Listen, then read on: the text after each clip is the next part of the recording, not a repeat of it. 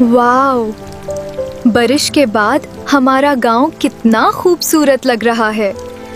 यह घर इतना खामोश क्यों है?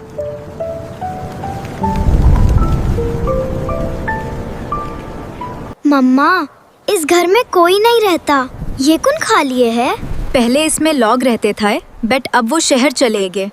सब खेल रहे हैं, मगर मेरा ध्यान बस इसी घर पर जा रहा है।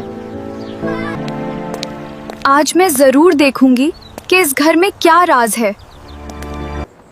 कोई है? ये घर तो कई सालों से बंद लग रहा है।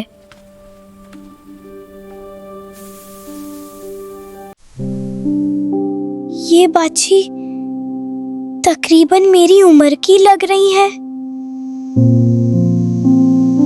कोई है यहाँ?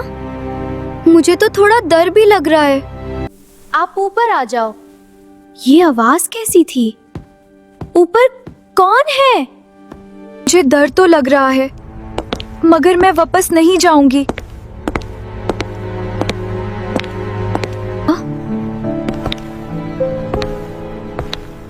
ये संदूक यहाँ किसका है? चलें, खोल के देखते हैं कि इसमें क्या है। यह एक पुरानी डायरी है। मेरा नाम ज़ैनब है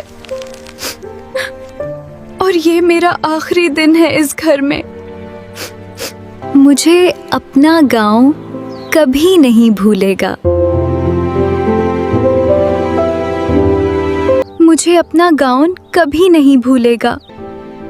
लगता है वो आज भी अपने घर को याद करती होगी। ज़ैनब बहुत अच्छी बच्ची थी। फिर वो वापस क्यों नहीं आई? ज़ैनब के बाबा को शहर में नौकरी मिल गई थी, इसलिए वो सब वहां शिफ्ट हो गए। हिम्मत करे तो इस घर को दोबारा जिंदा किया जा सकता है।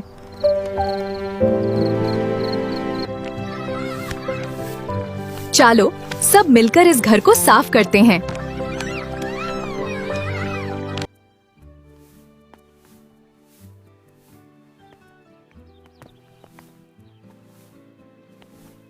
अब ये घर पहले जैसा डरावना नहीं लगता।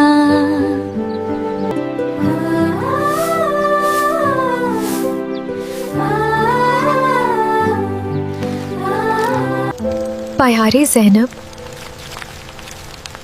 आपका घर अब फिर खूबसूरत लग रहा है।